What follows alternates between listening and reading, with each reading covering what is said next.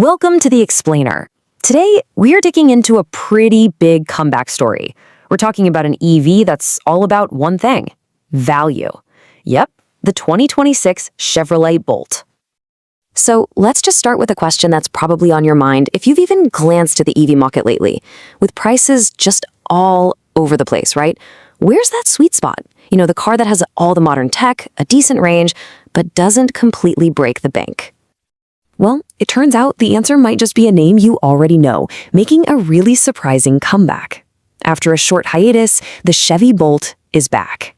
And this time, it's been completely reimagined. So, what's the deal? Why is the Bolt even back? This wasn't some decision made in a boardroom at GM. Nope. This return was sparked by something way more powerful. Basically, overwhelming demand from drivers just like you. And I want to be super clear about this. This is not just the old model with a fresh coat of paint. We are talking about a totally new second-generation vehicle. It's built on a modern foundation and it's packed with all new tech. Honestly, this whole makeover is kind of a masterclass in listening to your customers. GM basically took all this new technology with one clear goal: deliver a truly affordable modern EV. So, how'd they do it? Let's take a look. This timeline, it tells a really interesting story. The original Bolt got the axe back in 2023, but the public reaction, it was so strong that GM actually had to reverse course.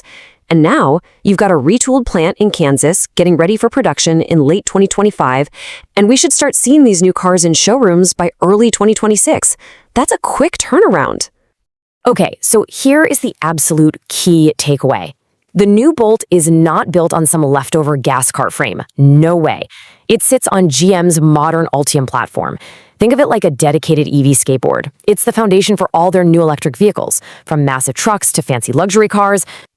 And right at the heart of this new platform is a really smart choice in battery tech. It's called LFP, or lithium iron phosphate. Look, all you really need to know is that this battery chemistry is a total game changer for affordable EVs. Why? Because it's all about durability, safety, and, this is the big one, a lower price. And these benefits of LFP, they directly attack the biggest worries people have about buying an EV. They're cheaper to make, so the car's price tag stays down. They're safer, they're super durable, and get this, you can charge them to 100% all the time without stressing about long-term battery damage. And of course, it's all backed by a solid warranty.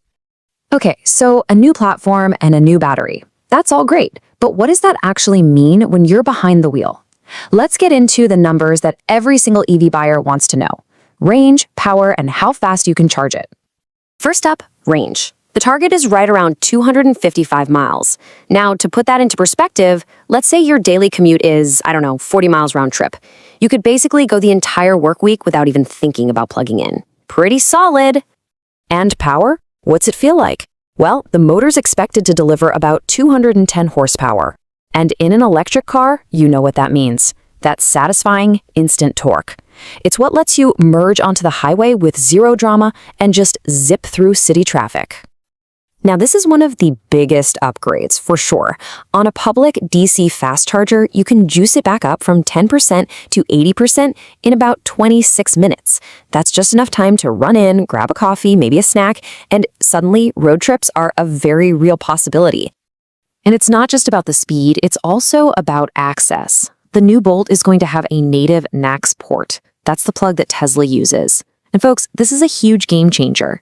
It means you get access to Tesla's massive, reliable supercharger network right out of the box.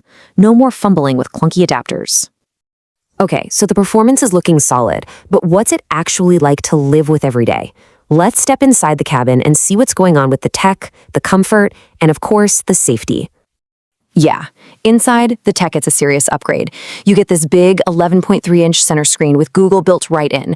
That means Google Maps, Google Assistant, it all just works seamlessly. And check this out, it has a heat pump. That is a huge plus for warming up the car in the winter without just destroying your range. Plus, over-the-air updates mean the car just keeps getting better over time. And of course, it's loaded with all the modern safety tech you'd expect. Things like adaptive cruise control and lane keep assist, these are just for emergencies anymore. They're really designed to just take the stress out of those long drives or your daily commute. It just makes your time on the road that much easier and safer. All right, so we've got impressive tech, we've got solid performance, But let's be real. This is a car built on the promise of value. So it all comes down to the big question, the bottom line. How much is it going to cost? And here we go. These are the numbers everyone's been waiting for. The estimated pricing is, well, it's aggressive. The base model is expected to start just under that really important $29,000 mark. And remember, this is before any potential federal tax credits, which could drop that price even lower if you qualify. So when you step back and look at the whole picture, the value here is just incredibly strong. I mean, you're getting a genuinely affordable price, plenty of range for daily driving, fast charging with access to the best network out there, and all the modern tech you want. All of it built on a battery that's designed to last. It's a really, really compelling package. Now, look, let's be fair, there are a couple of trade-offs to think about. Because the new system has Google built right in, it means no Apple CarPlay or Android Auto. For some people, that's going to be a deal breaker. Also, while 255 miles of range is great for most of us, it's not exactly class-leading. So if you're constantly driving cross-country, that's something to consider. And you know, this quote really just nails it. The 2026 Bolt isn't trying to be the fastest EV or the fanciest one. That's not its mission.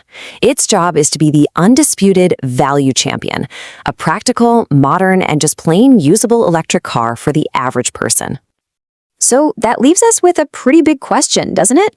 When you look at its smart mix of new tech, that aggressive price, and access to that huge charging network, could this reborn Chevy Bolt be the car?